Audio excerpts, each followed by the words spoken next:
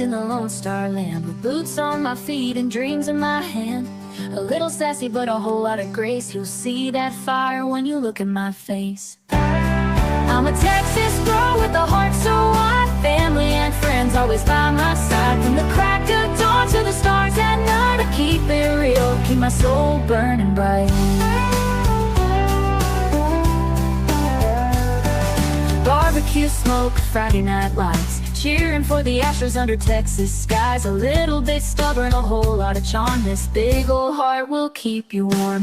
I'm a Texas girl with a heart so wide, family and friends always by my side. From the crack of dawn to the stars at night, I keep it real, keep my soul burning bright. Barbecue smoke, Friday night lights, cheering for the Astros under Texas skies. A little bit stubborn, a whole lot of charm. This big old heart will keep you warm. I'm a Texas girl with a heart so wide, family and friends always by my side. From the crack of dawn to the stars at night, I keep it real, keep my soul burning bright. From the blue bonnet fields to the city streets, every step I take feels like home to me. With a little sass and a lot of pride, this Texas girl's got nothing to hide. I'm a Texas girl with a heart so wide, family and friends always by my side. From the crack of dawn to the stars at night, I keep it real, keep my soul burning bright.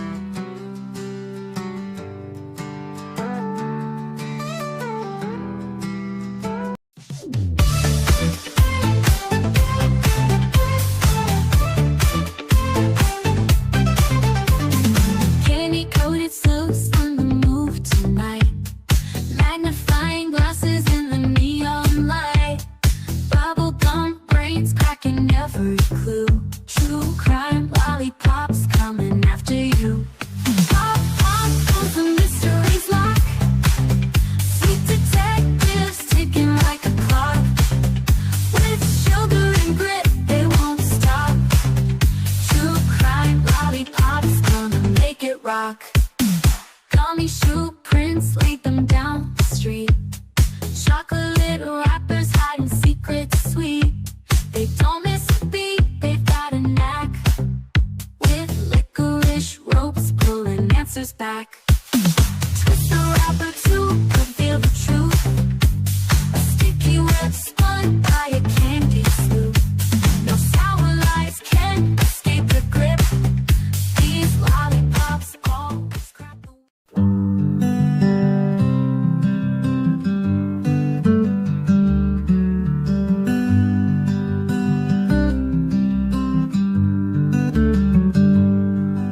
Sebastian, sweet boy, where have you gone? The sun sets low, but we keep marching on. The wind whispers your name soft through the pines, a melody aching in these hearts of mine. Roads are endless, the nights are cold, but your story's a light we'll never let go. Where are you, sweet boy Sebastian? We're searching the hills, the rivers, the plains. You deserve better, oh you deserve better. And your army is fighting through heartache and pain. Your laughter once rang like bells through the air. Now silence just lingers, it's more than we can bear.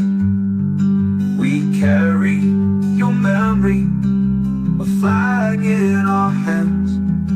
Through shadows and valleys, through shifting sands.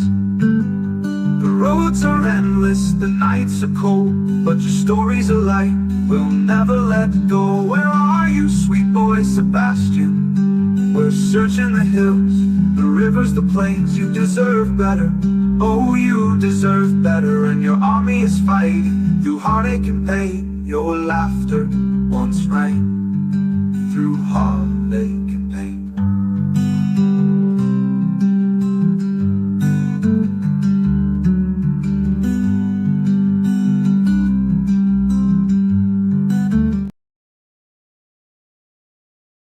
Well, hello, everybody. How are y'all doing? Hope everybody's staying warm. It is super cold out there. But hope everybody's doing well. Thanks for being here. Hello, Daisy. Hello, Kai. Hey, Jenny Machete. Miss Rhonda. Hi, Christy. Me and you. DJ. There's our Jen in Georgia. Hello to you.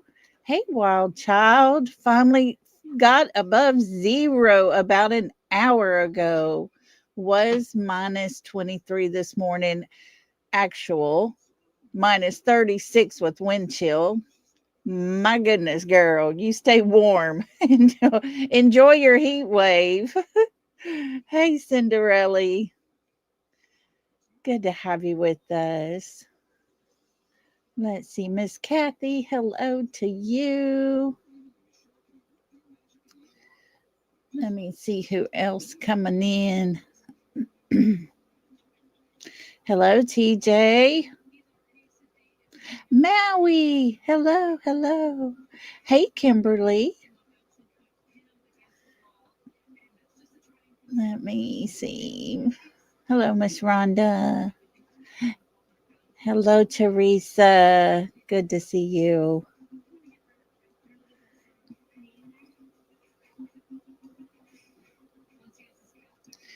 Let me see here. Who else we got with us?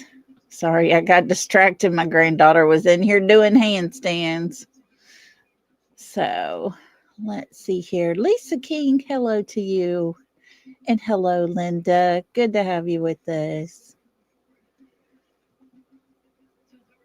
Michelle, hello.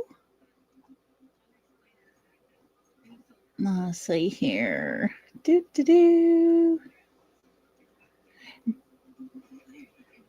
Do, do, do, do. Hey, Trishy, good to see you. Tell you what, we're barely staying warm down here in East Texas. Barely, barely, barely. About 10 miles north of us, they've already started icing up, and our temperatures are starting to drop really bad. So it won't be long. We'll be icy. But good to see you. Let's see here. Hey, Sammy G, how you doing? I tell you, I'm surprised everybody's here. I was worried people were without power. I was seeing a lot of places that have already lost power. And I thought, well, I'll go live anyways. Hey, Sally. Good to see you. Read the bell. How are you? Goodness, we got us a good house today.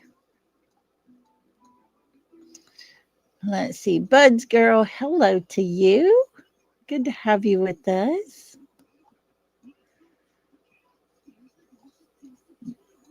Anybody else sneaking in on us? We always have somebody sneaking in right at the last. Trying to get everybody before we get started. Let's see here.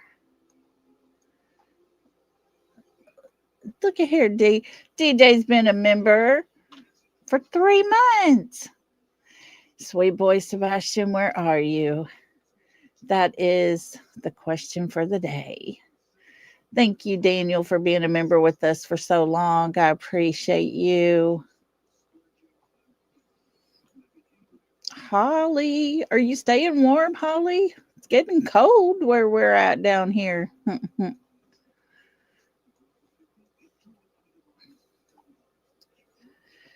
All righty. Hello, Michelle. Find Summer's Truth. Hello to you. And Narita, hello. Bo.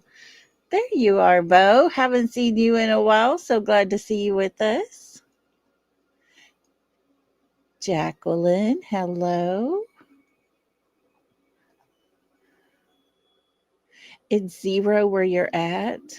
Finally out of the negative, Cinderella. Oh gosh, I can't complain about our weather then.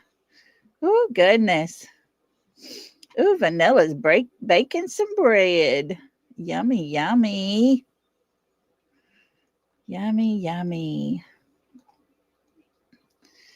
All righty. I think we did it. Got everybody called out. Oh, wait. Sue, hello. Sue sitting in the bushes. Well, we're glad you're with us, Sue. Hope you're well. Hey, Gigi. Good to have you coming in with us. Looky here, looky here. Me and you has been a member for 7 months. She said, love you all. Oh, thank you, me and you. That is so sweet. We love having you as part of the family. Let's see here. What? Trishy become a member? Whoop, whoop. Trishy. How exciting. Welcome to the South. Welcome. Welcome to the South. We break that good stuff out. We got enough to go around. So can I get a baby and get down? Welcome to the South. We're so excited to have you as part of our family, Trishy. And it is so good to see you. Let's see anybody else sneaking in before we get busy. There's Kiki. Hope y'all are warm, Kiki. Goodness, goodness. Welcome to everybody, those in the bushes. Thank you for being here. Appreciate y'all so much. Like I said, we are doing well over here. Just cold, and it is raining. But about 10 miles north of us, it's freezing rain, and it'll be dropping down our way. I think they said within the next 2 hours. And already people are losing power down here, so I'm not looking forward to it. Hoping we'll be able to bypass that part of it. And the kids are really kind of upset because it didn't snow today. And they had to go ahead and go out and work their goats today. They thought they had a day off because it was cold. Oh, but they got their big show coming up pretty soon. And so they've got to do all the things. Anyways, did you see my message about America's Most Wanted? Had the ruckus video circled. I really think you're 100% right. Yes, America's Most Wanted did. I'm telling y'all, I think there's something to that ruckus video. The thing that in that beginning stages, there was so little we knew at the time. And Jay was just guessing as to where that could have came from, that footage. And she had it coming from a whole different location. And everybody kind of threw it out as not being correct. But when you watch that 3 a.m. video, you see movement. There are people moving over there. And now that we know where it's coming from, I think there might be some validity to it. Of course, you know, like yesterday, we went over some photos from the 3 a.m. I showed you how Chat GPT explains to you how to go about it to take a dark image if there is any type of light refracting out, then you can see things. And, you know, we went through there, saw some things. Do I know what happened during that 3 a.m. video? What was actually going on? Who was there? No, I do not. But those pictures That video was taken, or let me rephrase that. Those pictures were taken from that 3 a.m. video. You pause, you screenshot, you let it play for just a tiny, tiny, tiny little second, do it again. Then you have to go back. It is a process, but it can be done. It can be done as long as there is some source of light reflecting outwards. We had the full moon that night. That helped. Then the neighbor's floodlights. Then the two lights from the trash truck that seem to have a mind of their own and go different directions and all the things. So, yeah, there were things in place to allow us to see things by use of basic contrast, highlights, those kinds of things. And whether actually saw things, didn't see things, believed it or didn't believe it, that's up to your own discretion. I just wanted to make that clear because, there are people out there that are going to take anything and everything and twist and turn it around to be something negative. But yeah, I do believe that ruckus video happened. I believe it came from that 3 a.m. video. I believe it was happening around that neighbor's garage area where their floodlights are. And I do believe that might have been the neighbor that wasn't home.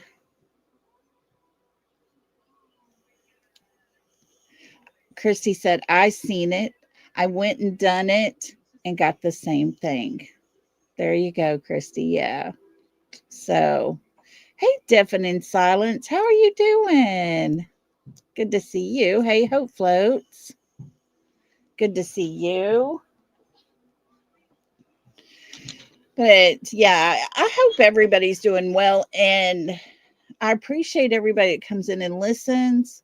Like I always tell you guys, all I can do is show you things that I'm seeing, I found, those kind of things. I'm not forcing anything down anyone's throat. I'm not twisting your arm to believe what I believe. Because at the end of the day, there ain't not one of us here that knows the actual truth. If we did, we would be bringing Sebastian Rogers home. Because that's our number one goal here, always.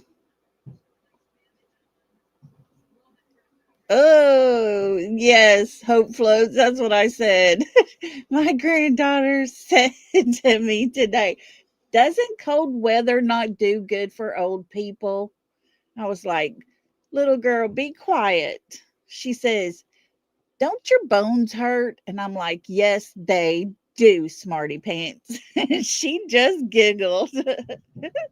She stays on me all the time about being old. Lolly, after going over that other dispatch last night, girl, oh, I'm telling you, Kiki's been listening to some more. There's another dispatch that's out there, and woo, she's on to something. What house are you talking about, left or right? If you stand in the street and look at Katie and Chris's house, it is the one on the right on the corner where the road curves. So there was an LE officer wanting camera footage from home in front of pond. Oh. Kiki and I went down this rabbit hole.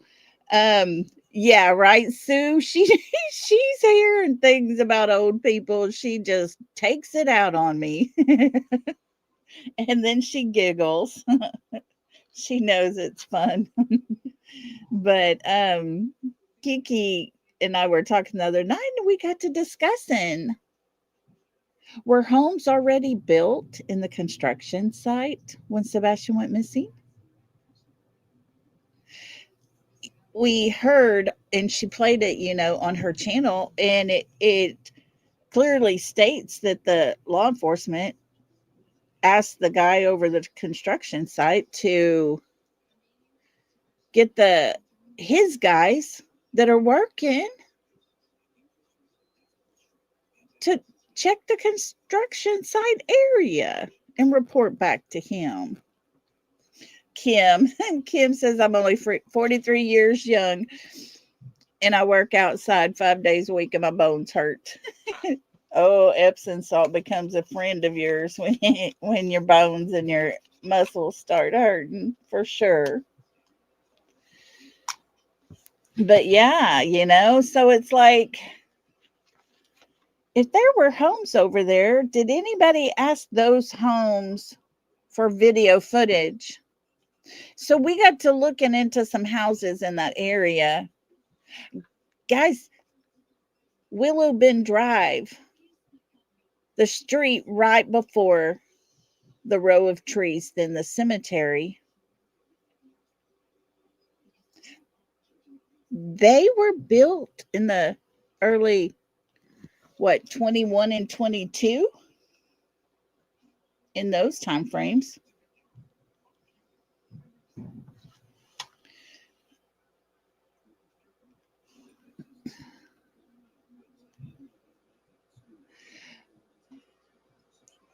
Look at here. Tap dancer Lizzie says, with a grain of salt, several bonus homes for emotionally unstable boys can only have shoes without laces. I'm working on a list of where to buy Skechers slip-ons. There you go. When we talked about the ARC facility, the ARC facility, there are those facilities out there that you cannot wear shoes when you walk in that door to be admitted, and they give you a pair of slip-ons when you get there. So him not having shoes and going into a facility makes a lot of sense. A lot of sense. And I will say this, that young man that I was using to reference at that time was released just within a few days of us doing that.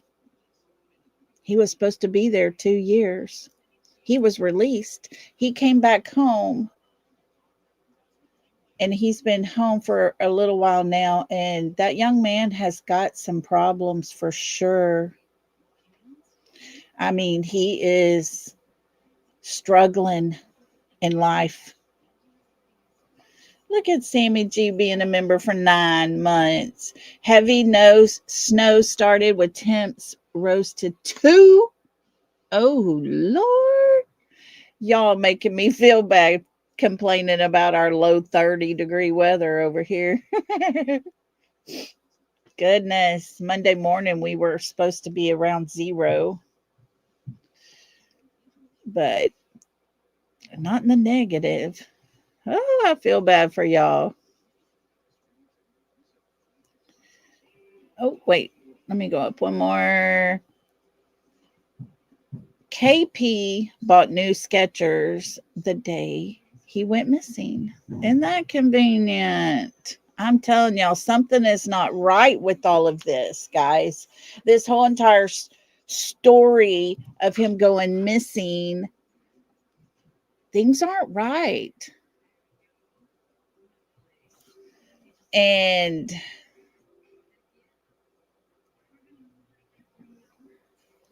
let's see, Kiki says, if they send him off, then CB connection, I feel, help them. Oh, definitely. Definitely.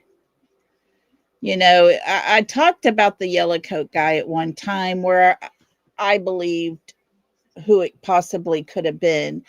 And his connections with the ARC facilities was kind of disturbing. He is on the board of one of those. And I even made the comment that the picture she took sitting at Texas Roadhouse with him sitting up and looking right at her could have been the photo ID needed to get him into that facility and registered. And I'm telling you, this young man, we may go over it again just for anybody who didn't follow us back then. But this young man went in to a facility like this.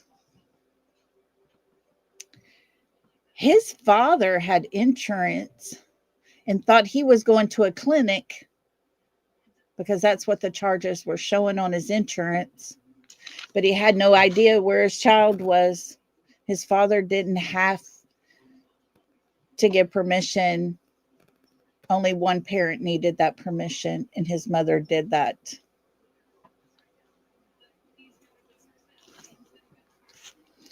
So, there's a lot we learned.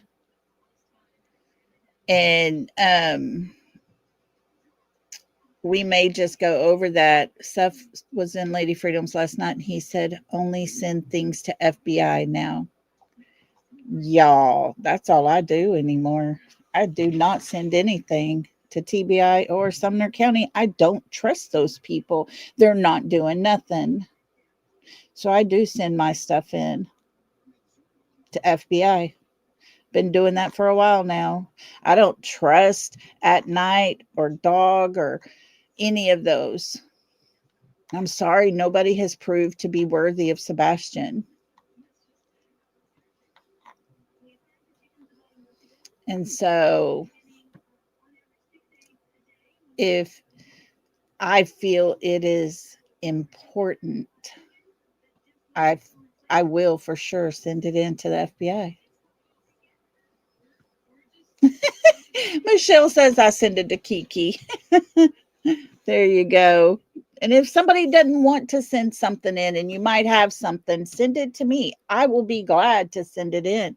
And I always leave a message. I don't know if this is something that could lead to somewhere, but I felt like it was worth you looking at. And that's all we can do. Oh, yeah, Aretha Bell. No, At Night. I was kind of iffy there for a while, not quite sure on a lot of things. But when Nick came out and lost his mind, I'm like, oh, I'm done. I'm done.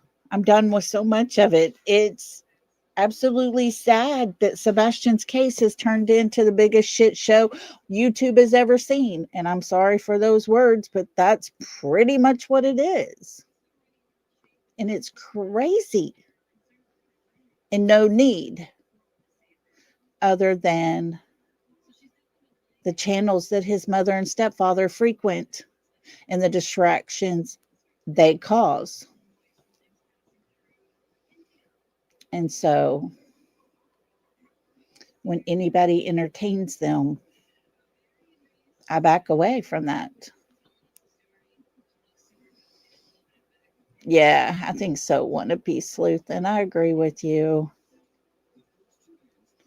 I try really hard, guys. I do, because I know law enforcement has to do certain things. They have to go through a process. I have tried to be as patient as I could be. I have tried to hold on to that tiny bit of hope that maybe Sumner County actually has things and they are working.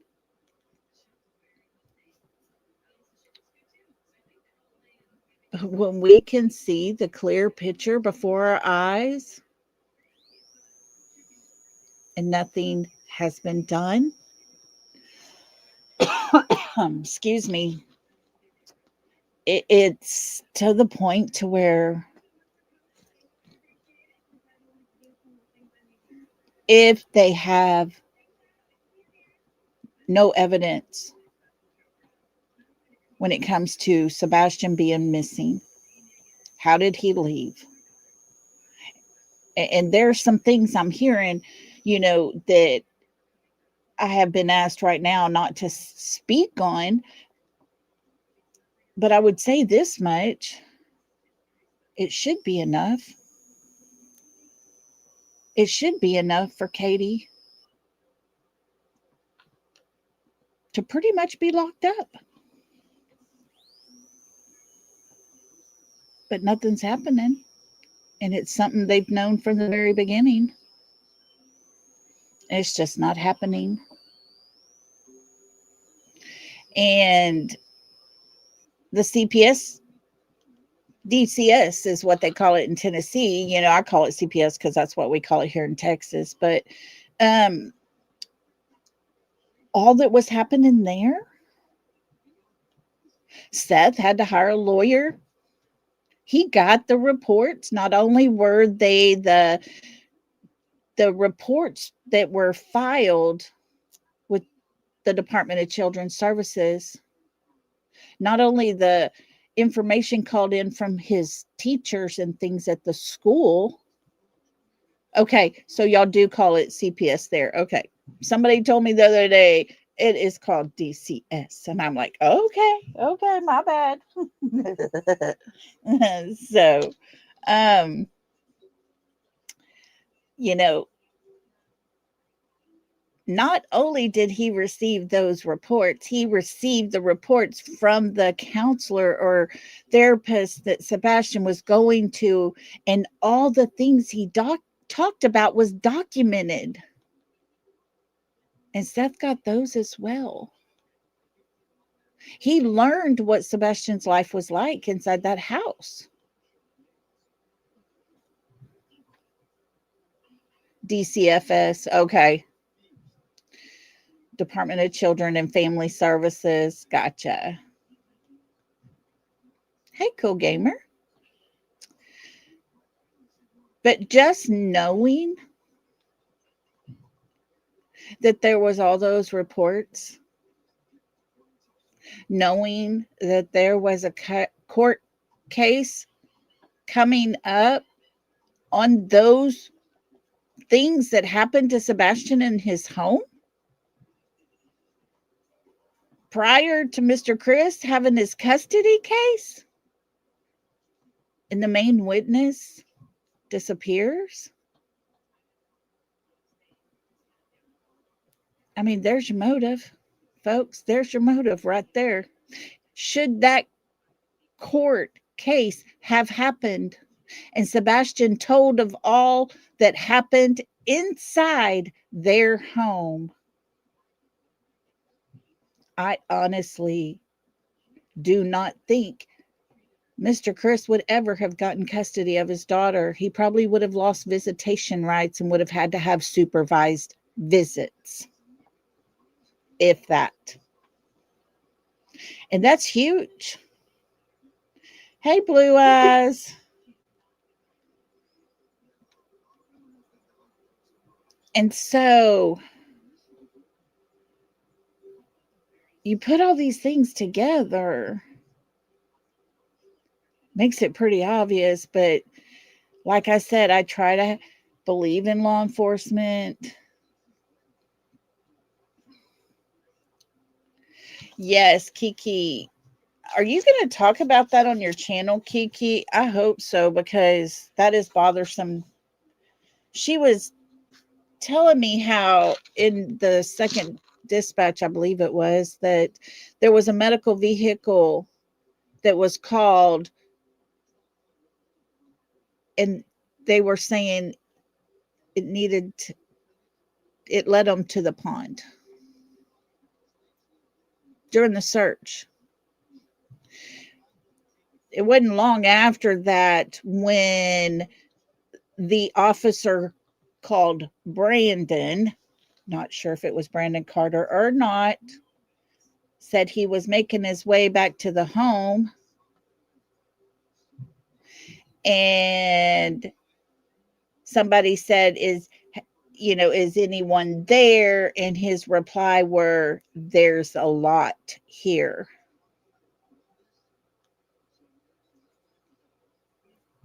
And shortly, like maybe less than 2 minutes, the same officer, Brandon, calls everybody away from searching and gets them to come to 1008 Stafford Court. Why are you going to pull people off of searching? They had just got out there, just started searching. They were around the construction site, the cemetery area, and leading outward and across over Long Hollow Pike, going that way, and called them all to come back to 1008 Stafford Court. Is Blue Eyes not here? I saw somebody say hi to her. That's why I said hi. I don't, I don't see her. Is Blue Eyes here? Hello, Blue Eyes. If you're here, hello. Let us know. I know she was moving into her new place. So excited for her. Anyways, so yeah, these things are very bothersome. What did they find in that pond? The ruckus. If you stop and think, he said he was at the pond. He sees the ruckus. It was about 25 feet out. Or the riffraff, not the ruckus, the riffraff. I got my R's all mixed up.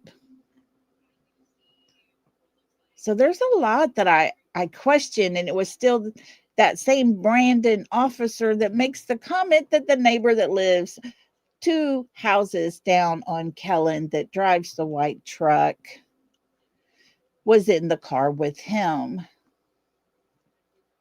Yeah, let me go ahead and do that real quick. Since TJ ain't going to leave me alone about it, I'll do it. Here we go, guys. Let's do this before we get started. Myself, along with moderators, subscribers, and anyone in chat, express their opinion.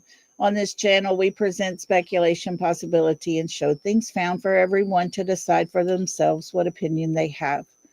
We're here for helpful purposes only. We're not here for drama, hate, or anything negative.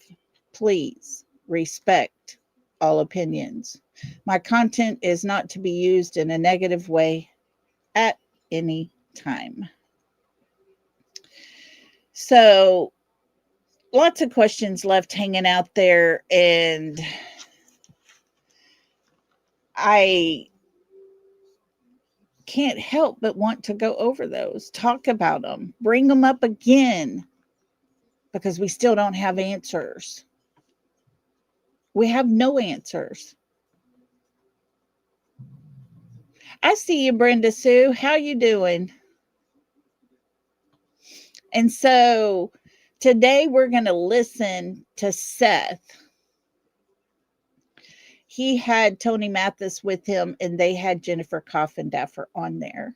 I want y'all to listen to some of his words that he says, and he talks about the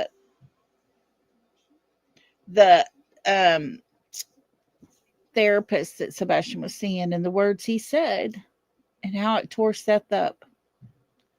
I want y'all to hear a father that's actually grieving, not a grieving mother 5 months out that goes to have lunch with the girls in Florida, but an actual father who's tore up.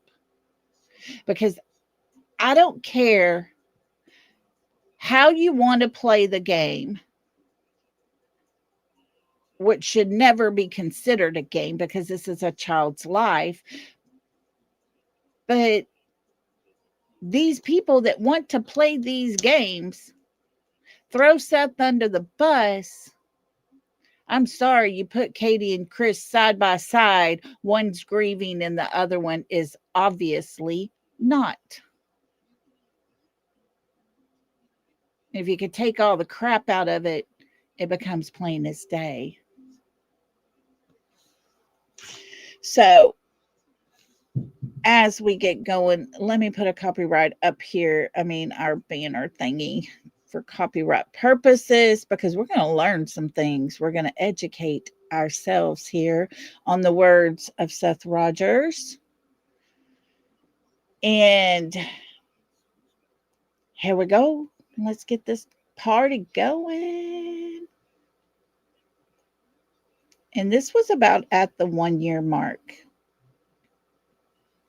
Now, we're not going to start at the very, very beginning. We're going to start just a little ways in, because this is about the time he starts to talk about the notes from the therapist. I want y'all to hear these words that he says. That just scares the shit out of me. Excuse my language. It's just, I've never been a person that's been scared of anything. And now I'm scared because I don't know what my son's going through. Has anybody ever heard Katie say that she's scared because she doesn't know where her son is? Nope. None of us have heard that. But we hear Seth saying it over and over and over again. And although I do question why law enforcement has not cleared him, I cannot deny the fact that this man is grieving. And that's frightens me. Well, I think all of us, Seth, especially you as his father, for heaven's sakes, but I think that's the fear we all have, right? That's another reason why everybody is so engaged, is as you start to think of, you know, what he could have gone through, what he could be going through, just everything that young man, I mean, he's been gone a year now. And, you know, I understand where you're coming from, Seth. What's worse is being told to go look at this or go look at that by my connects, and then getting the information, going through over 200 pages of notes and seeing what was going on in his life that I wasn't part of. Mm-hmm. You know, it's like these reports that we got, and I'm not talking about CPS reports, those were bad enough. But then these other reports, I gave them to one of my psychologist friends, and I had this individual go over them, and they were just like, it's night and day between your house and their house. I've always said I felt like Seth's house was a refuge for Sebastian, his safe place where he can go and relax and be himself. He had time to be who he is at his father's house. And bless his little heart, he had to walk on tiptoes, stay conscious of every little thing he did because of what was going on at his mother and stepdad's. Mm-hmm. And it's just like, I don't understand how a child can live in your house, how your child could live in the house and you not interact with your child. How does a child live in a house with you? Your baby that you gave birth to has become this teenage boy. How do you not interact with your child that lives with you? According to the notes of the therapist Sebastian was seeing, and everything Sebastian told was documented, it seems as if he stayed in his room a whole lot, stayed to himself, and had to entertain himself a lot. So this false narrative of Katie having a fun day with their child because they did that all the time completely is blown to pieces. That's supposed to be your flesh and blood. Well, Seth, we can understand a little bit of that because we had an opportunity to see behind the curtain with the Texas Roadhouse video. That was interesting to me.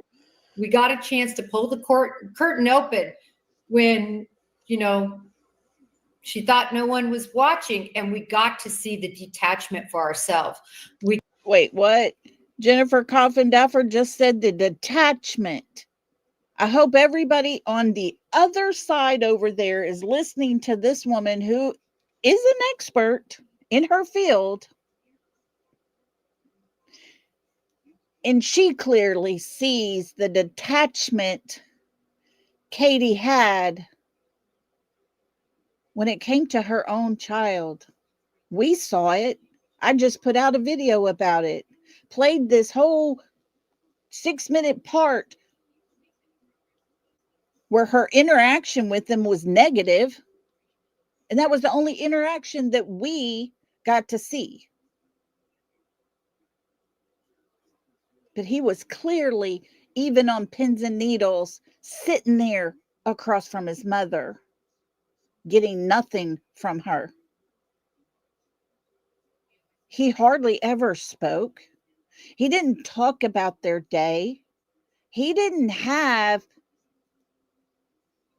the freedom, I believe, to actually engage in conversation with his mother, because it's not something they did.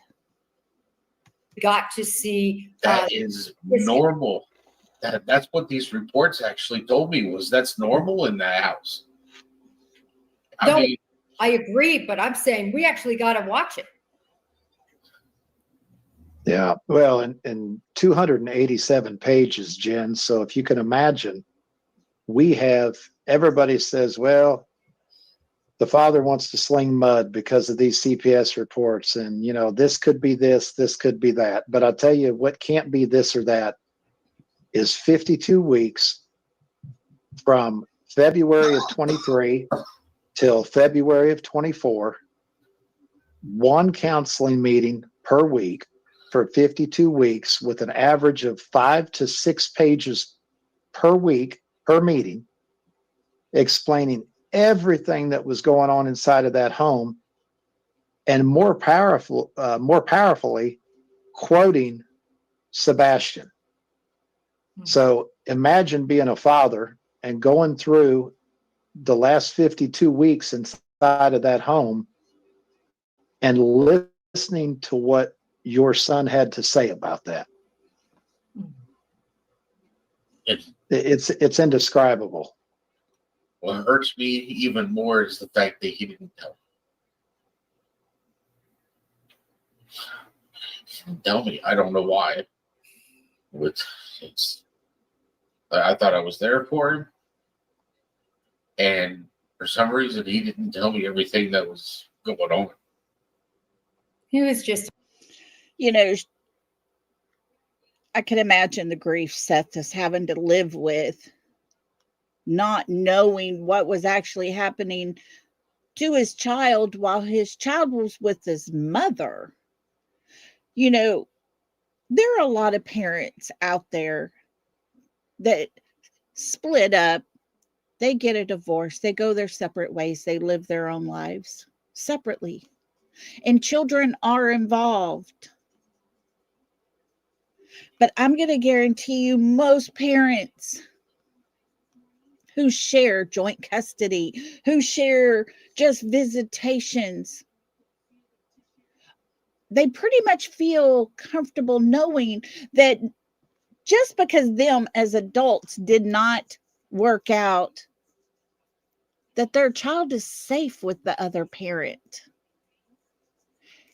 And you don't have to really worry about that child, because you know that other parent loves them and would pretty much give their life for their child. And I would assume that's what Seth thought all along. But it just, according to all 287 pages, pretty much proved that was not the case for Sebastian Rogers. The woman who gave birth to him, for whatever reason, Didn't interact with him much. Her husband was gone a lot. She must have spent most of her time on the phone with him and didn't have time for her son. Just guessing at that one, but what other reason would there be to not interact with your child? Seth has told us repeatedly that Sebastian spent a lot of time in his room. Now, think of this, friends, before Jennifer goes on to reply to that. Think of Sebastian being 15 years old, spending all this time in his room, but yet he has no internet access. He's locked down pretty tight on his phone. He's terrified to make friends because Mr. Chris might find out, so there's no friend interactions. Now think of him just sitting in his room most of the time.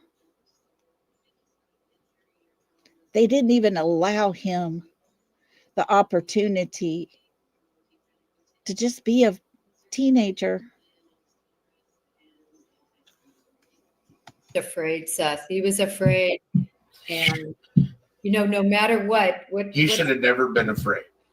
My son should have never been afraid of anything. I can't. Well, Seth, But that's normal. I'm just saying it's normal, especially children. And I don't know if they mentioned anything about this, but children will protect their parents, good, bad, or the ugly. And I think that was probably a product of that, not wanting to say anything disparaging to you about his mom. well, and look at this through a child's lens, Seth. You had Sebastian 2 days of every 14 days. That's correct, right? Yeah.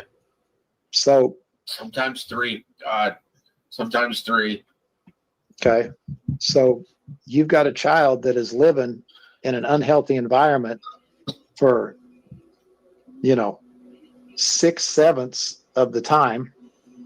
And he was probably terrified in the time he got to spend to you that if he, we've heard some of the stories about how he got chastised for reaching out to his school and reaching out to CPS workers and told that he was overreacting and this and that. Well, imagine knowing that he only had you for 2 days, and then the other 12 days of that 14 days, he has to go back into that environment.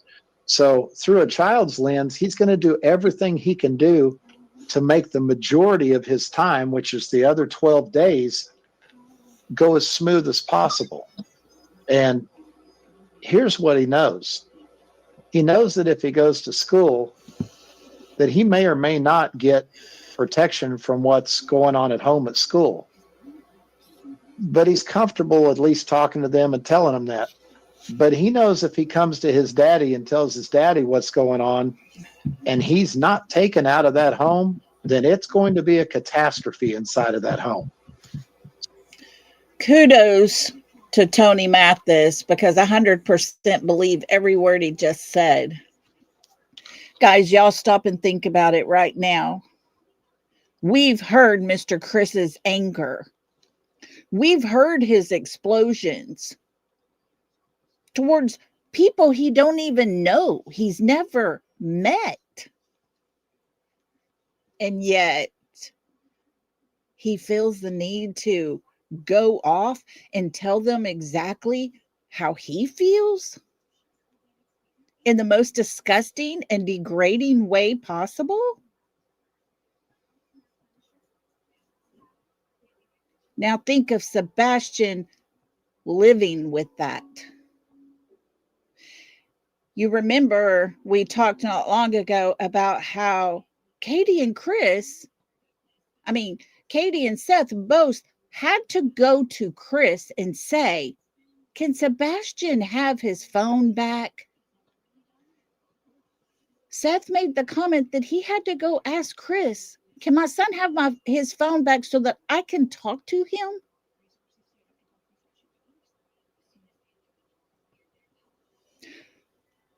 Chris dominated the 3. of those parents. It was Chris's way or no way. We heard the neighbor explain how Chris was just in the neighborhood. If someone had an opinion different than Chris wasn't happy about that. He even made the comment about, well, we heard clearly his words yelling at Katie, it's him or it's me. Guys, that was not long before Sebastian came up missing when those words were said.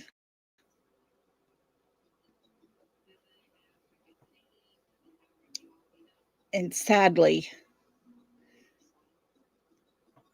because of all the things that we're hearing, all the things that we're seeing, everything put together, I can't help but think, well, Katie made her choice. Katie made her choice. Sebastian, we've been able to read Seth's mother's post where she said Sebastian reached out to her and talked to her about what was happening in that home. And his words were to her, please do not tell my daddy because I don't want him to lose his job and go to jail. The words that I'm pretty sure Mr. Chris has said to him in that home, you better not tell your daddy because he's going to come over here and try to hurt me. And he's going to end up losing his job and he'll get locked up. He's going to go to jail. Do you want that for your dad? And I only say that because of the hate that man has, the anger that comes out of him, and the other words we've heard him say. I can clearly in my mind seeing that happening. And Sebastian was probably terrified that if his dad found out, his dad would be mad, which any father should be. But Chris used fear with Sebastian to control the situation.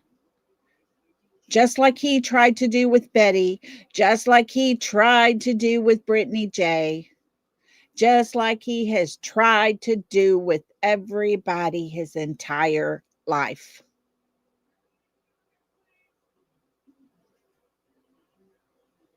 Five marriages that didn't end well. Didn't end well at all. Remember, let me see. I think I have it still. Hold on just a minute. I want to double check. But I think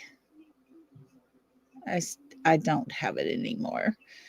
We looked at a comment that was made by a person that knew Chris's first ex-wife very well, where she said he left her in a pool of blood.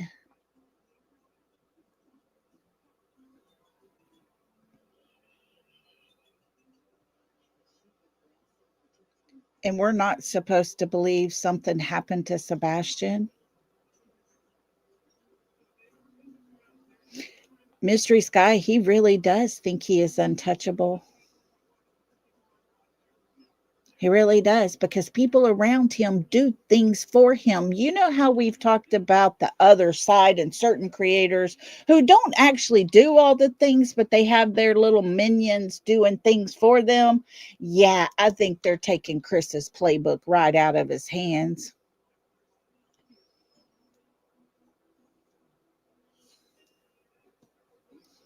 Yeah, Nanny Sharon, I agree.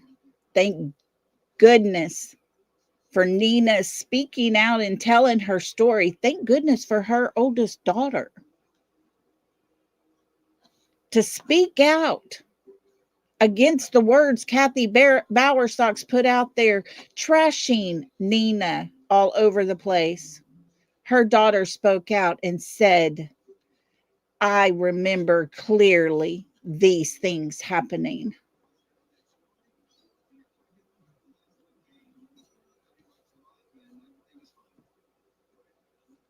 I don't know how we're supposed to sit here like the other side and talk about all things wrong with the people trying to Sebastian.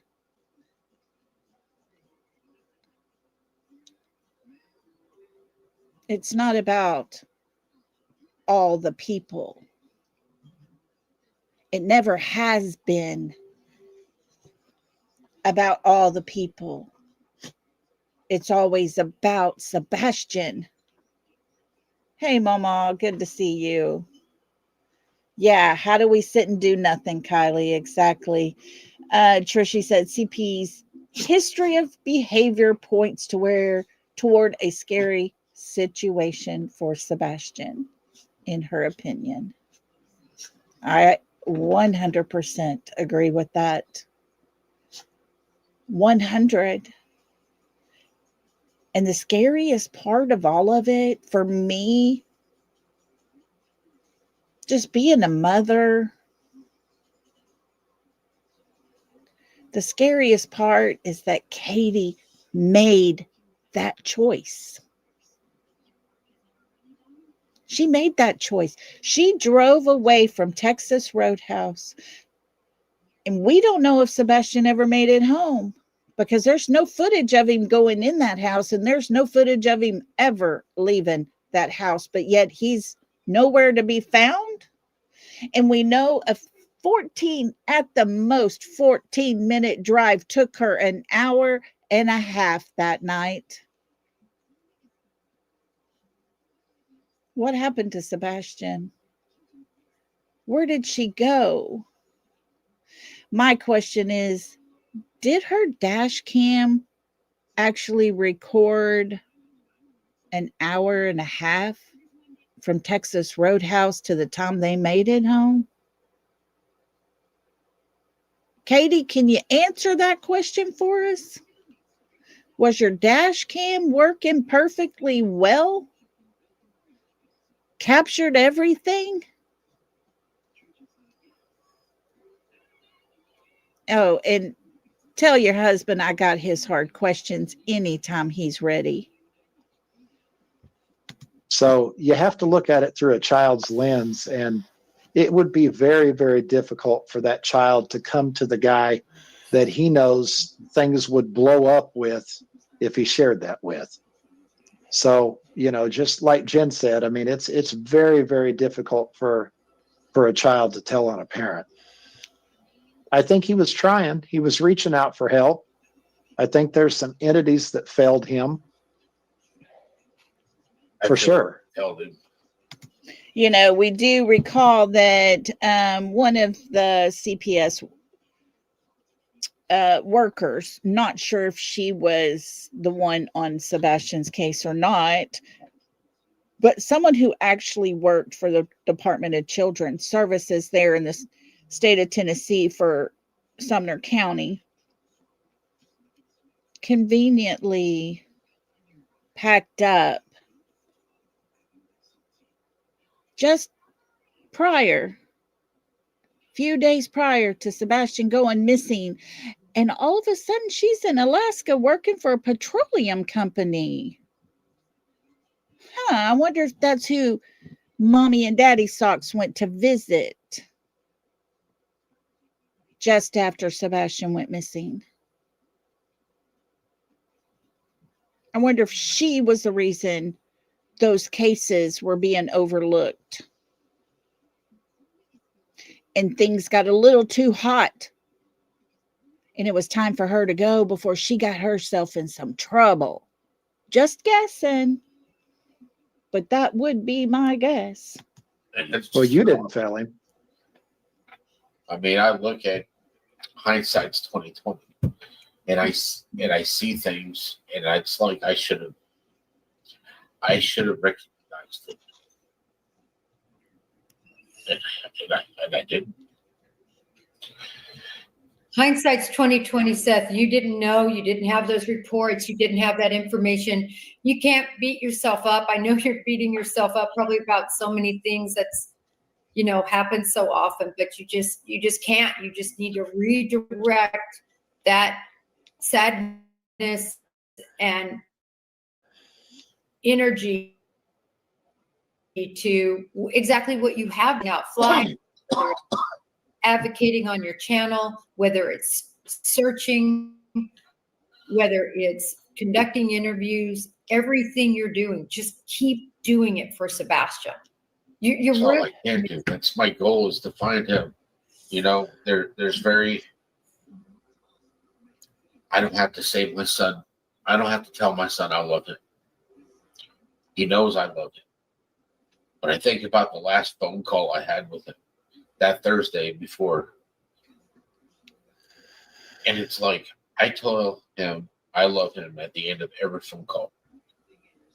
Because not only the profession that I've been in, every day is not guaranteed. We're not guaranteed tomorrow. And that's one of the things that I've always told him at the end of every phone call. All that sort of stuff. So I know that he knows that I love him because I tell him. And I just want him to call me. I want him to call 911. I want somebody to see him so I can come get him. I've had people ask me about his name. Well, Sebastian stands for revered. Drake has always been, he's my little dragon. My dad's name is Wayne. That's where that came from. But he's always been my revered little dragon. His Aunt Sharon, may she rest in peace, she called him Drake. That's all she ever called him. You know, and it's just, I gave him his name, and I just hope that he's still here. You know, I see a lot of people talk about he's dead, and it's like, I'm going through enough shit. I don't need. Sorry, Tony. I'm going through enough stuff that it's horrible. I sit there and people are like, you know, I think he's deceased, and it's like, how can you say that? There's no evidence that he's deceased. There's no evidence at all. Putting that in the air is just wishing horrible things on a child that is missing. And if you think that, you're not looking for it. If you think that he is deceased, you're not out there looking. When a group of kids walk by, you're not looking to see if one of them is Sebastian. You're not actually paying attention to the children to see if Sebastian is one of them, because you already have it in your mind that he's not here. Well, I know he's not here in my house, but damn it, I believe that he's still alive. And I will keep the faith that he is until proven otherwise, because my son deserves that. He deserves it. 100% he deserves it. And friends, my goodness, how many times has Katie said those words? How many times has Katie, you know, that grieving mother, ever said anything like that?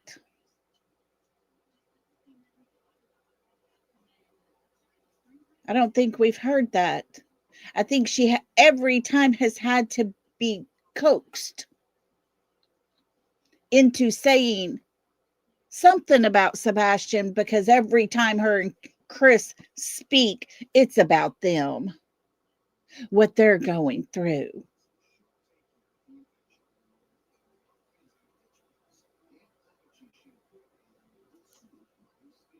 It's very, very sad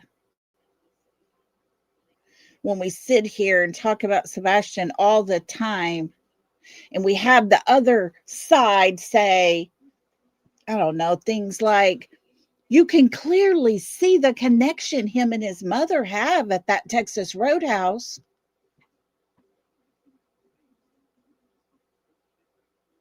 It baffles me when I hear people say how much Katie truly loved her child.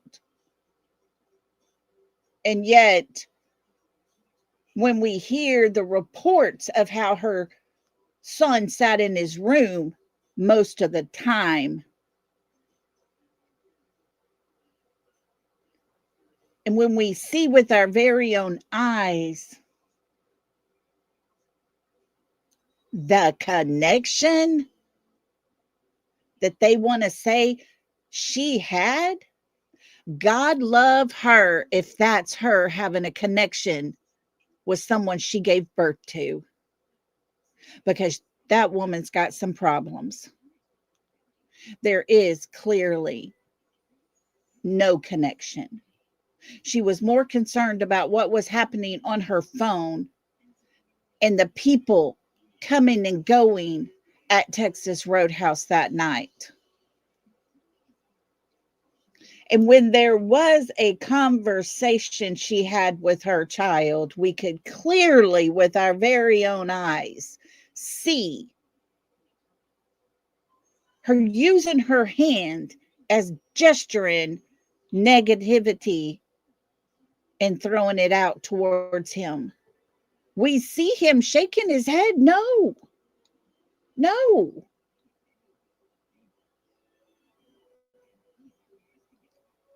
And you clearly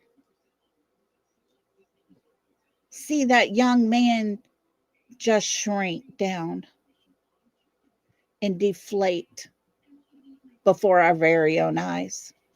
If that's what these people who sit here on YouTube and talk about things when it comes to a missing child, they need a new career. Because there was not anything close to a connection.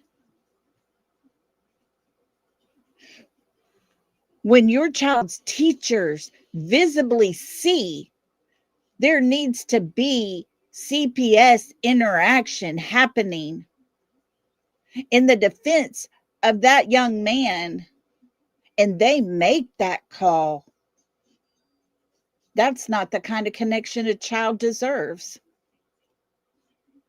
And friends, think about it. CPS can't just say, oh, okay, I hear what you're saying. Let me go call CPS real quick. That's not how it works. They can inquire into it. They themselves can look into it. But they cannot call and make a report on something they cannot visibly see with their very own eyes. And yet there were 5 different times that happened. When he wasn't in his room, I guess he was getting beat on or something. I don't know. People in that neighborhood said it was like a child didn't even live there. A teenager didn't ever live there because you never saw him outside. And when you did, it was all negativity.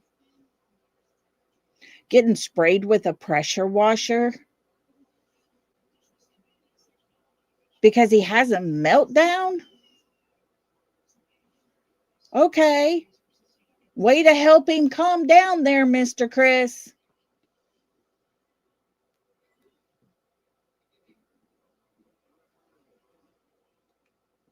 It's absolutely sad. I wonder with this winter storm coming if Katie left another blanket, shoes, and snacks on the front porch for her son in case he was able to come back home. Oh, Retha, you and me both. I know it takes a lot to do that. I know that that is the place I would start. I would question things, I would dig into things. But since learning that there was an actual court case that was fixing to happen, seemed as if things were really taking shape there. You know, you always hear about the mafia and the mob stories, right? Where, somebody's going to testify against the mob boss and they conveniently either go missing or are found dead. Guys, this is no different here. This is no different. This would destroy Chris's life. He would have been charged potentially, possibly with child abuse, abuse of a minor child. He would have lost custody of his daughter that he has worked 7 years and fought for 7 years. We're talking over compulsive here. Most people, if it doesn't work the first time, might try a second time. But 7 years worth, God help that little girl. And we sit here and we question when the main witness goes missing just weeks prior to that court case happening. And there's no evidence that his mother brought him home because there's no evidence he ever left.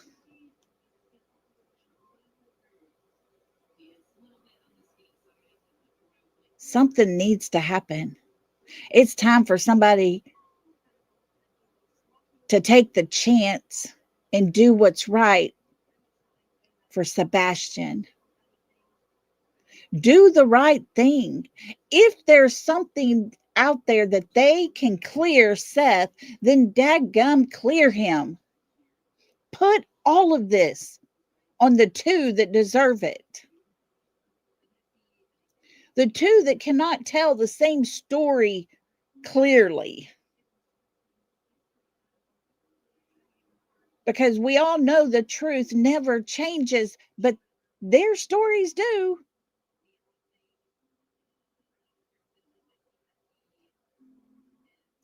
It needs to happen. Something needs to happen.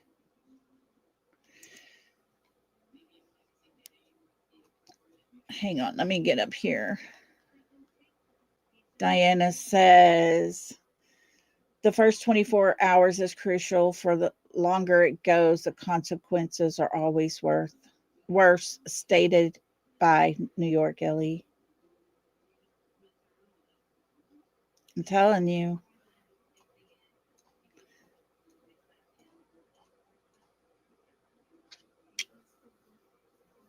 When you have a young man and his mother says he ran away. Yeah, Michelle, that's what I'm afraid of here. Pat Brown did say until there's evidence or a body comes up, nobody will be cleared via Pat Brown. Yeah. And yes, Sally, I agree with you 100% here. Seth should file the case against CPS for not notifying him of the reports and let the records out. I agree with you. Oh, Linda, I agree with you 100% there too. Tattoo on Katie's arm. Yeah. Yeah. I'm telling you, there's a lot there, and we can sit here and throw out the all the things that need to happen and all that good stuff, but I would hope and pray that someone in the position to do something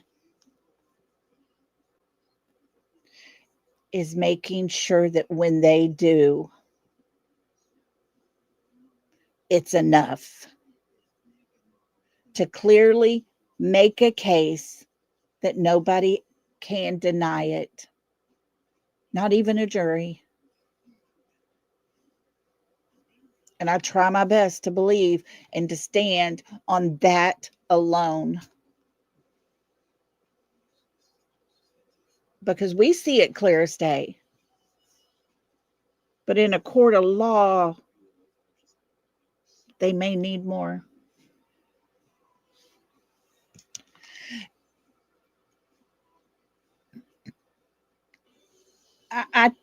I wonder about that. If he pushes to get the CPS sued, it might blow open the door on Sebastian's case by default. Yeah. And you're right, Miss Kathy. Sebastian didn't run away, just like Summer did not get eaten by a bear. Yeah. And so I think so, Miss Sally. He may be worried about going against authority in Tennessee. And it's hard when you're still a suspect in your child's missing case. It doesn't help. Doesn't help. And so the questions all just sit there and hang in the air and everything. And all we can do is pray that law enforcement. A lie detector test, me and you. He took one with Nancy Grace, polygrapher, who she hired, who is one of the top polygraphers in the world. I don't care what they say. It was not just some guy that she hired off the street to come in and go over and take, assert that test and accurately score it and all the things. The guy is very well known and people hire him a lot. And so, he did pass that. Yeah. Katie did take one. She actually, I think, took two. Mr. Chris, on the other hand, we've heard yes, we've heard no, we've heard all the things, and nobody can believe a word out of his mouth. But I have a feeling he didn't. He's got Bobby and Carter protecting him, right? He likes to throw all that stuff out. Yes, Miss Rhonda, he was. He was I keep moving. He was a former FBI and he taught that at Quantico and everything. Yeah. So there's lots of stuff that's just sitting here. What's the right thing to do? What's the not the right thing to do? What is Seth supposed to do? She did pass hers. But Texas Plain Jane, I honestly believe that whenever Sebastian left that home, she wasn't sure for a while. She wasn't sure. I think they kept some things from her for a little while. I think her training that she has had with the military has taught her just exactly how to pass something and to say things to where you're not perceived as lying.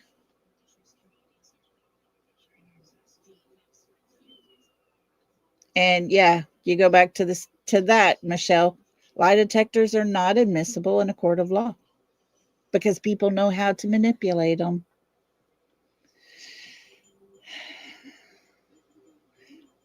Yep, Christy, I've thought that as well. I've always thought Mr. Chris might be in that home when they got home.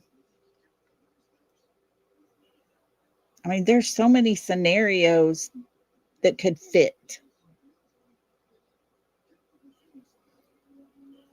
But what is the truth? That's the problem. What is the truth? And we're not getting that from Katie, who was last with her child. You know, she tells us she got home at 7 o'clock, but she told law enforcement it was 8 o'clock. The dash cam video showed he was in the car when they left Texas Roadhouse. What did it show when she drove in that driveway is my question. Yeah, we did for sure. We can't. We've had plenty of people say, hey, and the letter from the White House is the referral for him to contact these people because they are where he needed to start. Everybody turned it into a whole crap show. Whether he did or not, I have no clue.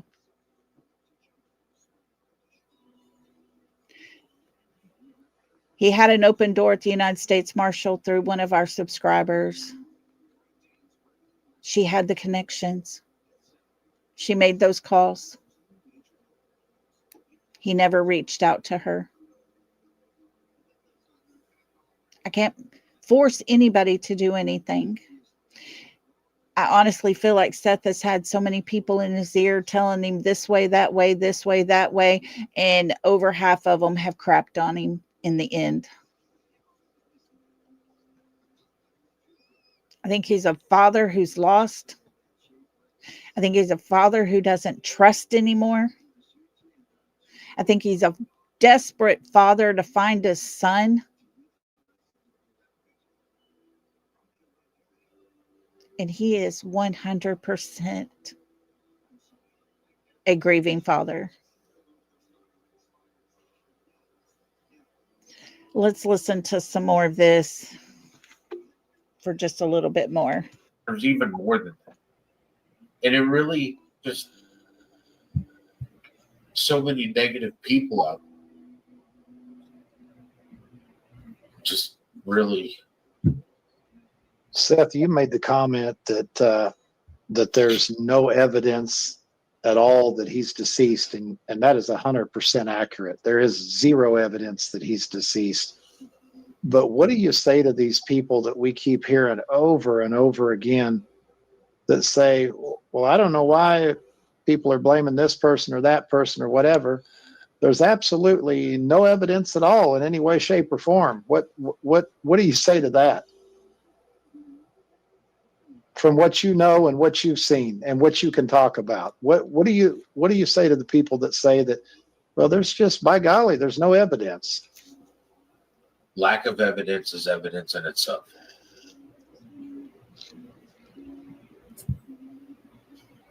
I see where particular people are guilty of abuse, negligence. My son's not here because they weren't doing their job as a parent.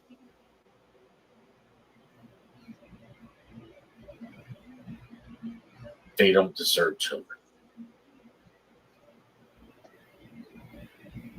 And unfortunately, one of those is my ex.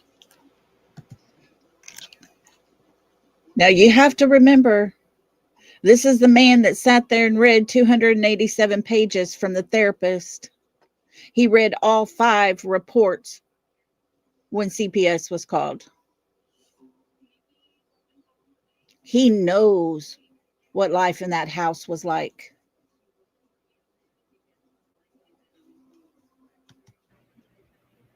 I don't know what happened to her. She was not always like that. He says, I don't know what happened to her. She was not always like that. Well, let's see.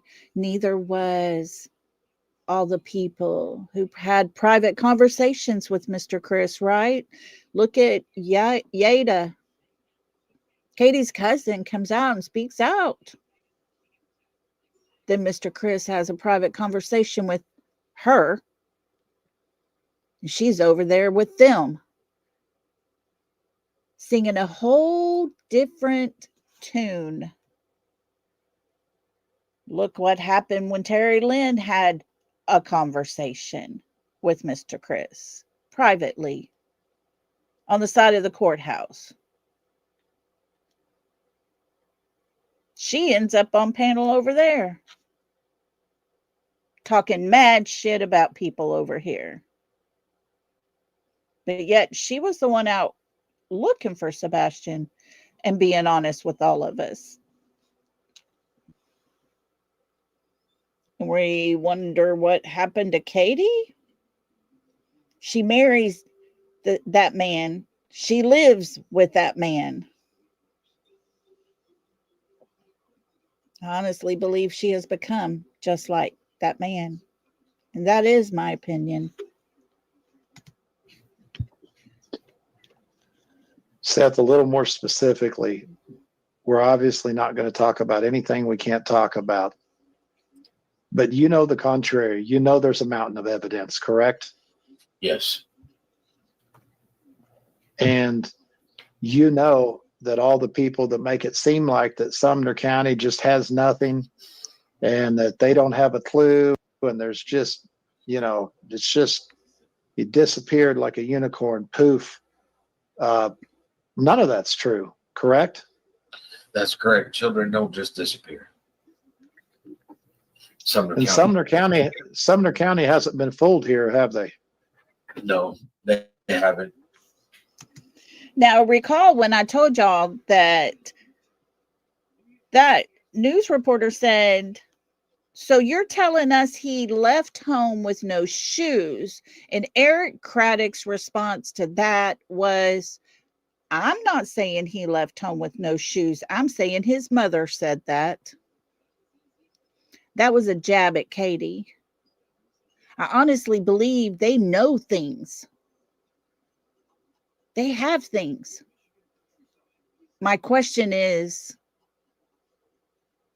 do they have what they need to proceed to put these people away so that another child, maybe like his daughter, doesn't come up missing because she doesn't do according to Mr. Chris's rules? It's scary to think. They have not. I'm communicating with them almost every day.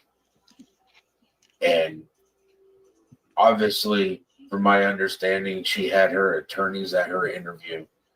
I don't have attorneys sitting here telling me how to answer questions. I'm not going to sit here and say that they don't know what's going on or that they do know what's going on. I just know that they are working this case to bring my son home.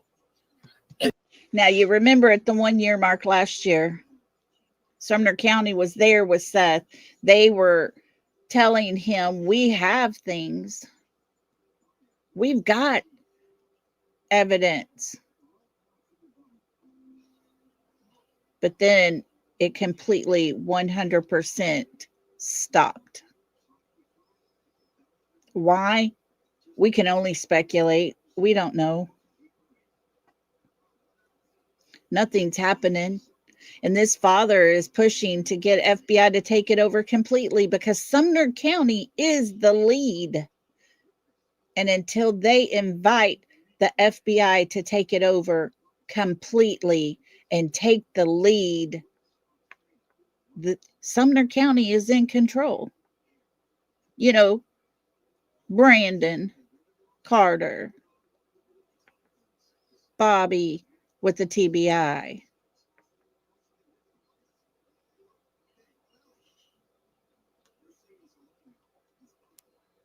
Or Bobby Carter and Brandon Simmons, however it works. It does make you wonder, how tight is that friendship? How much are those two individuals that are used as leverage freely, easily by Mr. Chris.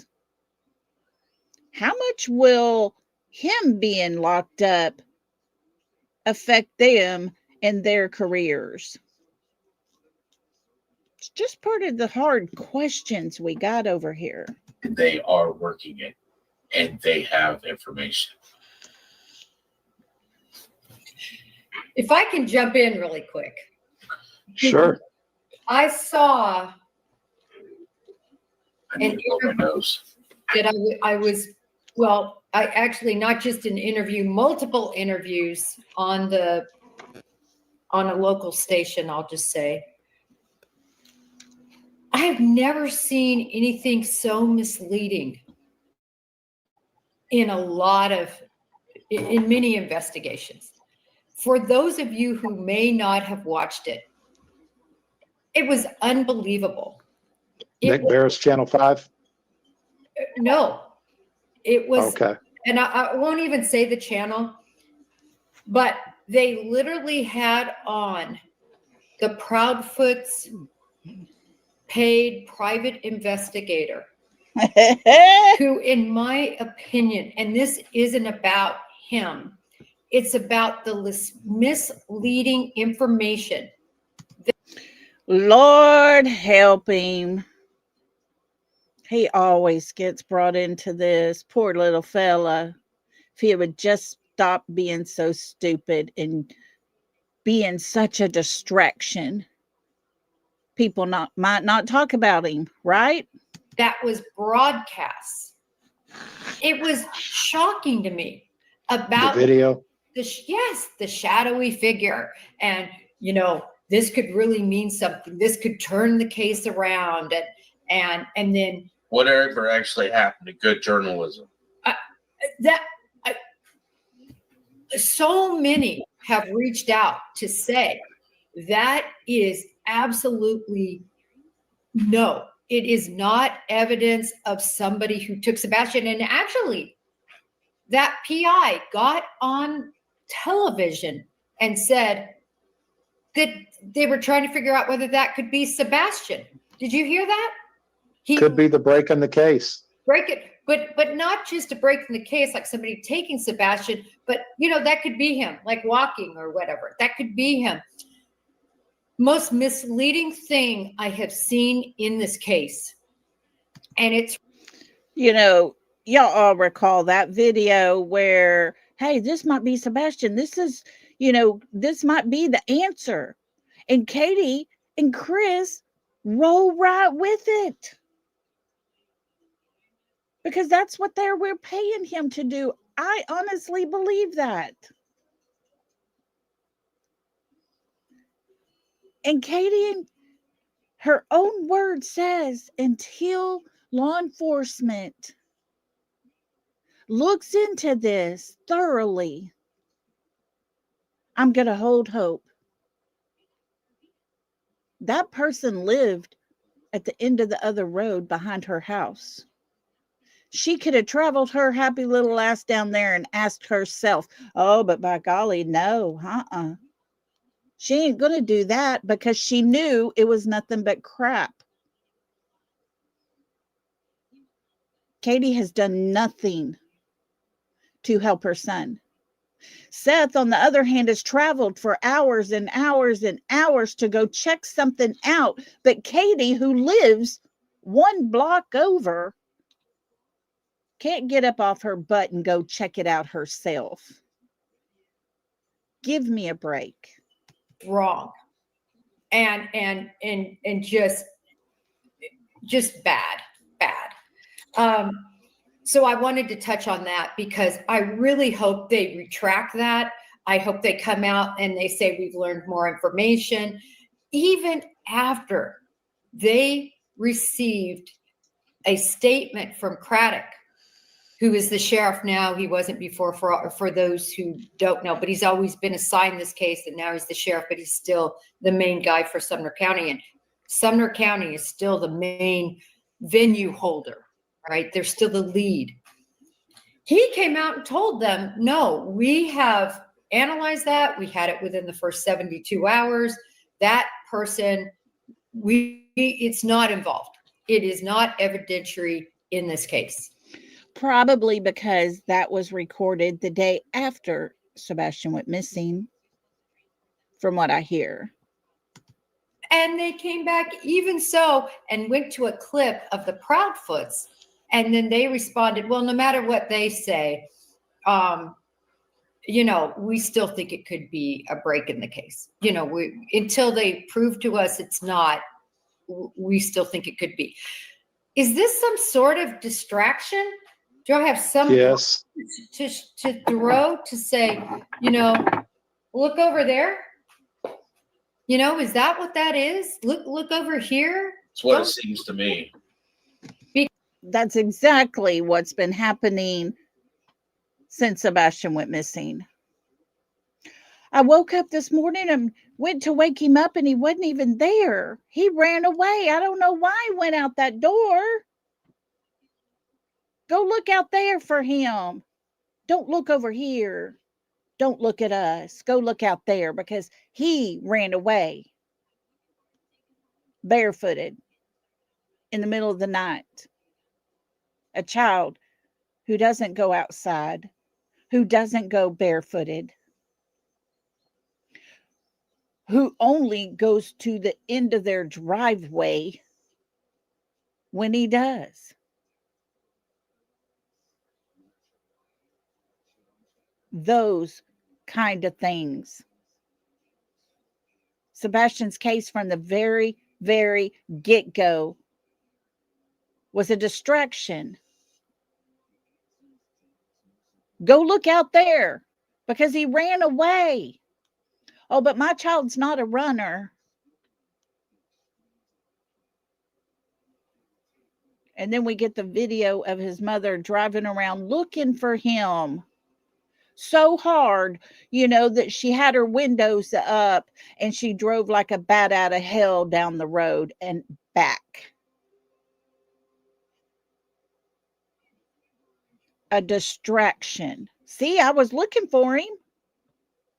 I went to the school thinking he might be there. But she didn't slow down long enough if he was there. All that tells us is she knew her son was not anywhere on Kellen Drive or at the school where there were actual videos of her car driving with her windows up, not slowing down, not looking for her child. Why waste her time when she knew he was at neither of those places? Because that whole piece was so misleading and it was wrong. And so I'm sorry. I had to jump on that because that doesn't help find Sebastian when wrong information is being put forward as legitimate. There could be nothing further from being legitimate than that.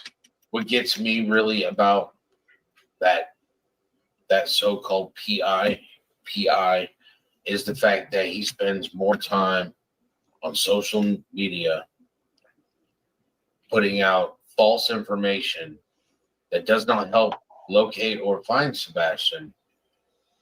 While I have PIs that you won't find them on social media. You won't find my PIs on social media because they understand the private part. They also understand that my private eyes are in communication with a CSO. Anything that comes in through Dog and Nick's team that comes into us goes to my PI. My PI goes and filters it through all the others that we've already received tips to make sure we're not getting duplicate tips, and then turns around and feeds it to SCSO and feeds it to me and my team, and then we track down rabbit holes. Sadly, in the beginning, he had two PIs that were just like Mr. Fisher. They went to social media several times. It was not really surprising when we realized SF is the one who trained the young lady that was in charge. Seth has private investigators now that we never hear from. That's the way it should be. That is the whole point of having a private investigator, is to go through all the tips, make sure which ones are valid, and track them down. And I can tell you that we love our PI dearly. But if they got on social media and attacked the mother, regardless of how we feel about her, it would be the last day she worked for us, period. Yeah, exactly right. It serves no purpose. I understand putting forth facts and we've talked a lot, and I know I've talked a lot about the abuse because I'm appalled. And I hope when Sebastian is found, that is looked at very closely and reconsidered in terms of the ability for those parents to be around Sebastian without being monitored. I mean, that's my main point of that. It's, it was an abusive environment, and he should never be allowed to return to that. In my opinion, at least without people watching. Katie and Chris are so smug. They just talk all the time about, when he comes home and he comes through that front door. Keep dreaming, Katie. Because I'm pretty sure, should that young man come home, it won't be to your house. He was trying his best to get away from there. And conveniently, he went missing before he could actually do something about it. Having somebody there. I wanted to. When I find him, he won't be going back. He'll be over my dead body. Well, you have a lot of information now to work with, and so the courts are going to look at this, I think, a lot more closely now that all this new information has come out, and the fact that it's being spotlighted. I mean, how many cases go on forever and ever and ever, and the Department of Child Services, each state, they're called something different, but CPS. Wait, here's something. Like, when I requested those records and they told me I had to have an attorney request those records, because I went online, submitted the request, and then they told me I needed to have an attorney. But I did that on a Wednesday, and on a Friday, they terminated the lady on the on the DCS reports. What kind of, so that she that she did wrong, so you terminate her. So what? I mean, I wonder if that was, the relative to Mr. Chris that worked there. Oh, wait, no, she quit just days prior to Sebastian going missing. Gotcha. Okay. Just want to make sure we got it all right. All correct. So another person was let go when his lawyer requested records, and they realized they totally effed up and didn't check and verify that Sebastian's father was actually in his life, active and current in his life.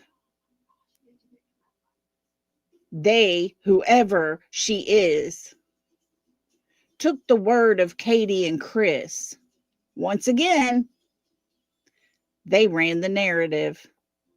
Once again, more lies from those two. If that doesn't scream, you know, we didn't do our job, I don't know what does. Yeah, I mean, there's just huge department issues in DCS across the nation. We've seen it in multiple cases. Look at Harmony Montgomery, dead for years and nobody knew it. They were still paying checks out. But I'm not trying to detract. I'm just trying to say in this case will put a spotlight not only on that issue now, but if he's found, spotlight there. And I think it will help make sure that he's in a healthy environment if he's found, Seth. And I think we can all look forward to that. You know, this is my question though. Let's say he comes home in the morning.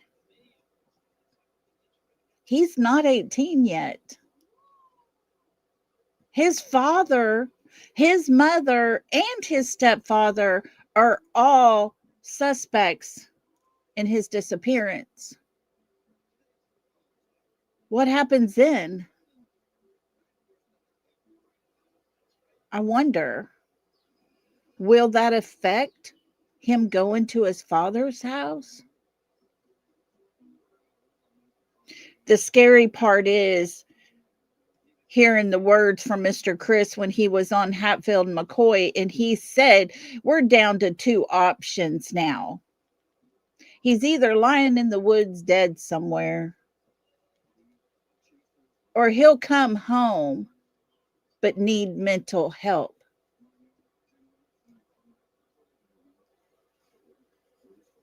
Friends, when I tell you that facility that my friend's grandson was in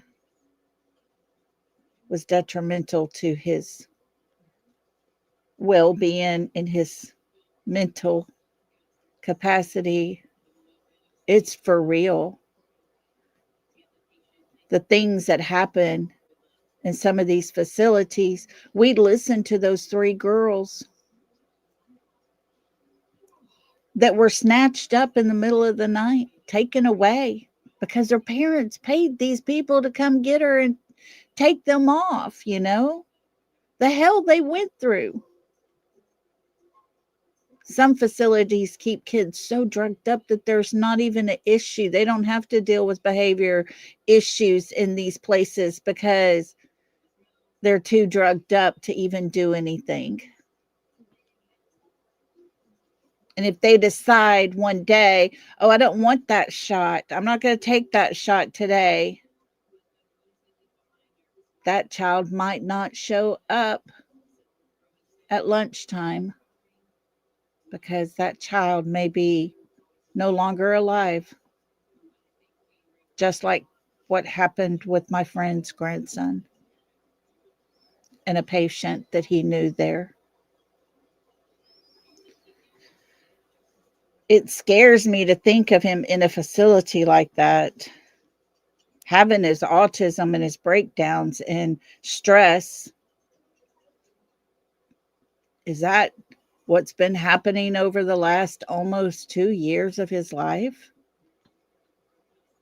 Does Katie know that, you know, she doesn't have to go out looking for him? She can go on vacations and travel all over the place because, you know, he's in a place, he's got a bed, he's getting fed, all is well. It does make you stop and wonder. But then the saddest part of all is you look at his father here who's fighting every day just to try to find out information about where his son could be. And if that turns out to be the case, could you imagine the anger that Seth is going to feel knowing that this whole entire time they possibly knew exactly that his son was alive and where he was. It does make you wonder, as little as we see them doing anything, as little as leaving a blanket, a pair of shoes, and some snacks on the front porch while you go on your little road trip across the United States, while you go to a barbecue cook-off while you're there.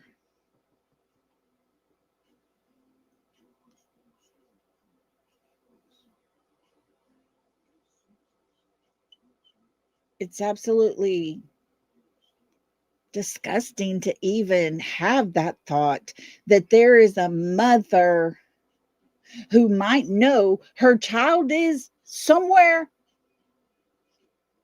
and yet pretend like she don't know just to make the father angry and sad and devastated, all in the name to protect her husband.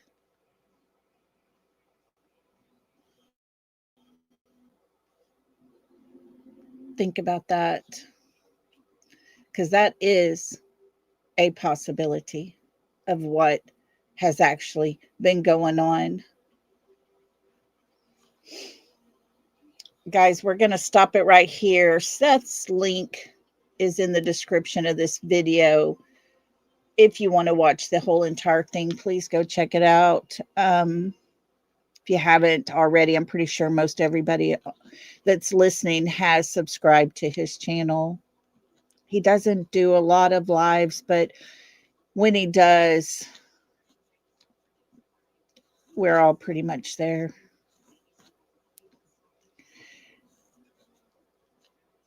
We sit here and we try to do our best to make sense of Sebastian's case. A lot of other people have moved on because it became too much, and the hate and the distractions and all the things.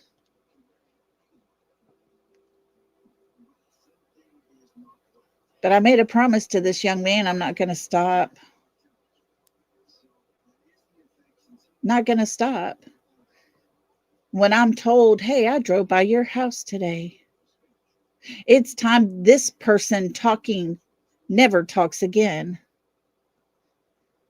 It's time for this person to go missing. I just keep on talking. You see, I got a loud mouth. My son always tells me that. I have to remind him he's just like me, because he's just as loud, if not a little louder, matter of fact. But yeah, I got things to say.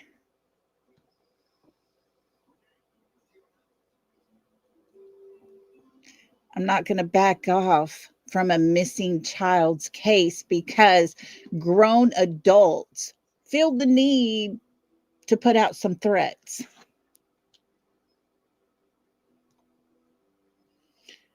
You know, I can get in my car and I can travel, do things, go somewhere.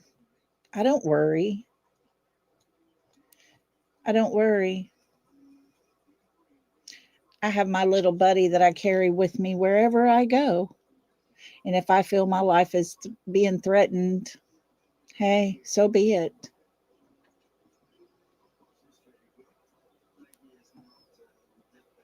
Nothing you're going to pull up on me is detrimental to my life.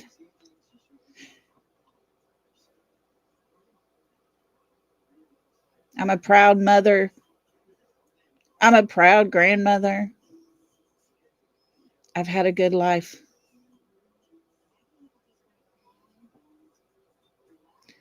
And if we here on our channel, little bitty channel that we got, if we can talk about Sebastian every day, that's at least getting the word out that this young man's still missing. Still missing. In 2 days, it will be 1 month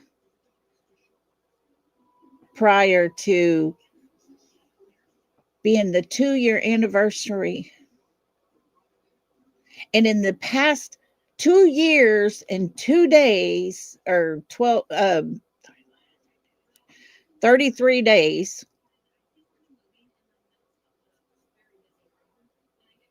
there's been no evidence at all that he ever left his home.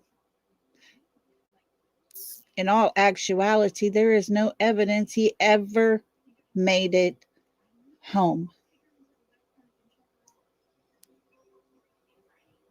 The last time anyone ever saw Sebastian was him in the car with his mother as she pulled out from Texas Roadhouse and drove away.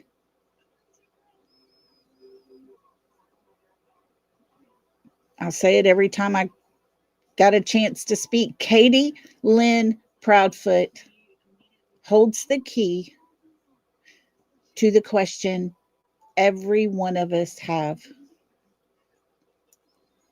Where is Sebastian?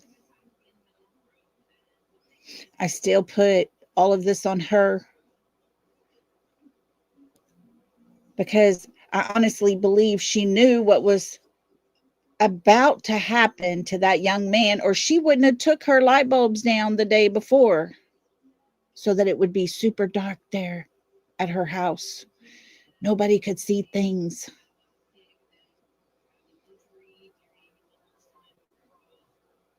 And knowing that,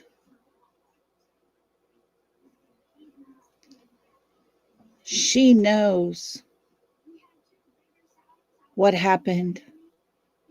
She knows whether her child is alive or no longer alive. She made a choice when she drove away from Texas Roadhouse to go along with whatever plan was planned.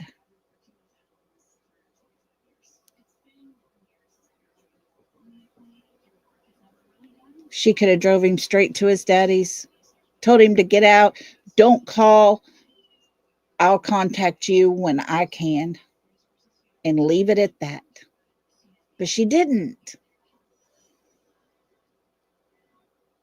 She didn't. She drove wherever and did whatever for an hour and a half longer than it should have took her to get home that night. If what she told law enforcement was correct. Seth tells us they have evidence. What is that evidence?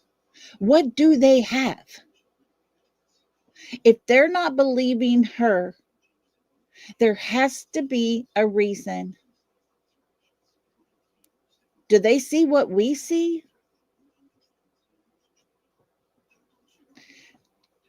Do they know, and have they looked at those CPS files of Sebastian's? Do they know that that young man was going to court to testify against his stepfather?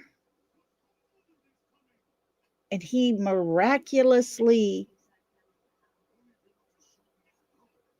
just vanishes. Is that not enough? When is enough enough? Why is it that Katie feels she has to have her lawyer with her when she speaks to the news about her child? But she feels free to go on the hate channels and sits idly by while that sweet hubby of hers totally, disgustingly trash talks people. Why? None of it seems to make sense to me, and I just don't get it. I have So many questions that have never to this day been asked.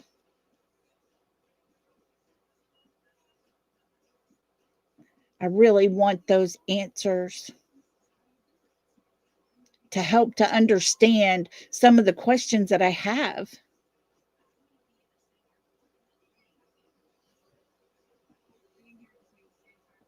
But those answers never come.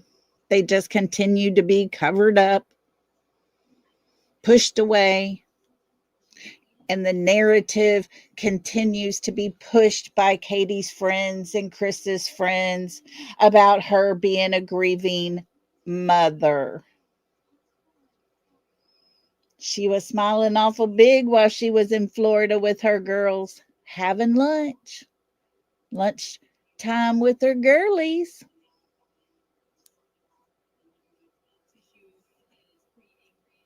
Just 5 months of not knowing where her child is supposedly at. Yeah, that's not how a grieving mother acts. But all the questions still hang out here. All the questions we have still linger in the air. And law enforcement is not going to tell us anything. Sadly, we don't get that privilege. It would be nice, but we don't. So we continue to do what we do.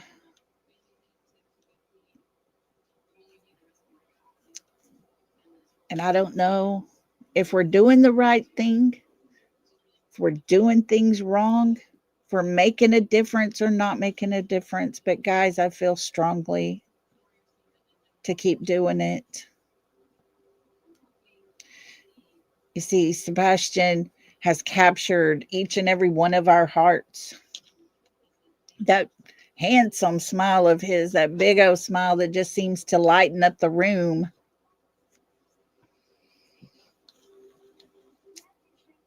He's worth it. He's worth it. And so we continue to talk, listen, discuss, and voice our opinions. And in doing so, we can do every day that we are outside of our home, have our eyes peeled, be looking, because you never know where Sebastian may be. If he's in a facility, he may be going on a field trip one day, and it might be where you live. So always, always, always remember to scan around, like his dad said, and just be on the lookout.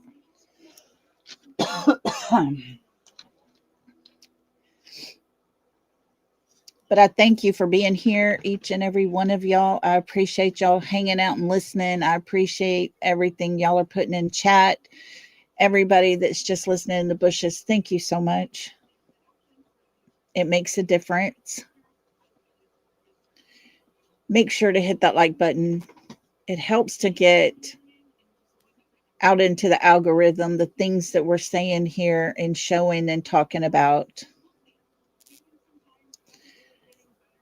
Hype the videos if you can, if you choose. We're just doing the best we can for this young man because he deserves it. He deserves it. So, guys, I'm going to let y'all get out of here. Everybody stay super warm and safe tonight as much as possible. Stay in. Don't drive if you don't absolutely have to. And, oh, thank you, Lolo. Thank you, Teresa. But y'all just be safe. This weather is kind of brutal right now. More than anything, stay warm.